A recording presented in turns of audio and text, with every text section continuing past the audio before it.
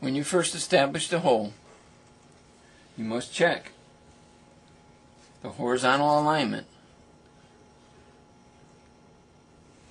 across so that the peg lines up with the body, and then the vertical alignment looking down on top of the peg box to make sure that you're going straight through the peg box. You'll have to look at that at various views while you're reaming the peg hole to ensure that you have a straight peg hole. Here I have completed fitting the pegs into the peg box, and I've marked the hole location for the string. After I varnish the instrument, I will mark and trim the excess material on the end of the peg sticking out of the opposite side of the peg box.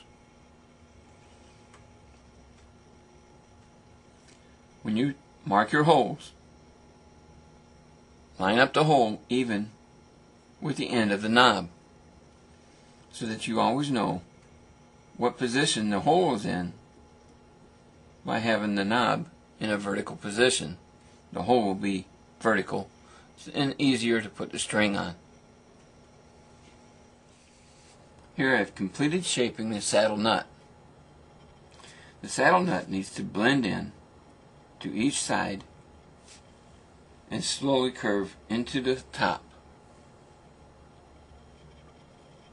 rounded on the back side and the sharp corner broken off of the bottom edge. This edge will be dressed up later when we dress the edges of the rest of the plates.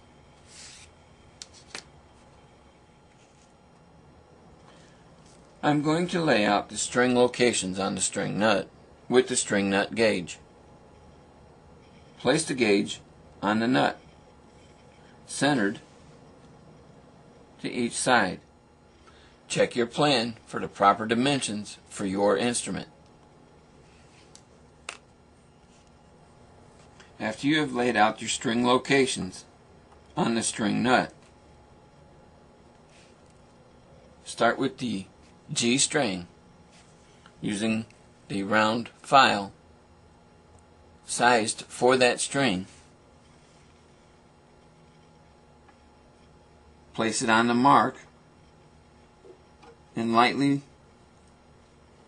start your groove.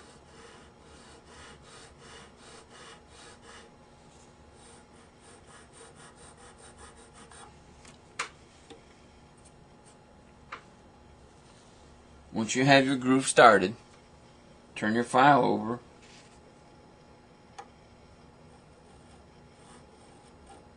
and round off the back side so that it has an easy break coming over the string nut and into the peg box, thereby removing sharp edges at that location. Then with a graphite pencil, mark the groove. This will act as a lubricant for the string so that it can slide easier over the string nut. You will repeat this same process with the D, A, and E string. Remember, the slot should be less than 1/2 the diameter of the string. Here is a fixture that I made so that I can easier drill the hole for the string in the peg. I have a hole for each peg with the diameter of the taper set for the instrument. I insert the peg and then I drill through the guide hole to go through the peg. That way it avoids tear out of the peg on both sides, and I have a nice clean hole. And then with a countersink, I will take and just chamfer the edge of that hole, just putting it in and then turn it, and it'll smooth out the edge of that hole so it will not cut the string.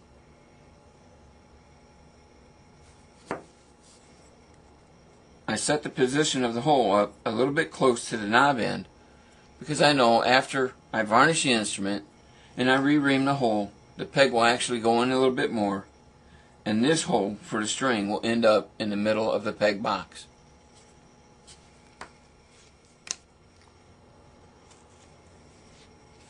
Here I will be assembling the parts of the tailpiece. Tailpiece adjuster, tailpiece, string adjusters, string adjuster lock nut, string holder, and string adjuster post. First, assemble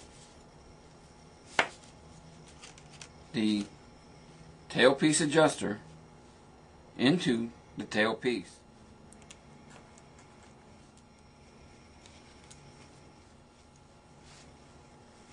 You feed it through both of the holes and then put your screw nut on the end. These are your adjusters for the tailpiece. By running these in, it will shorten the length from one side to the other, allowing the tailpiece to sit on the saddle or just in front of the saddle, whichever way you prefer. Insert one string adjuster post from the underside of the tailpiece so that the slot lines up with the slot for the string in the tailpiece. Install a string holder in that slot to where it just sits right on top is in the slot in front of the hole. Install the locking nut.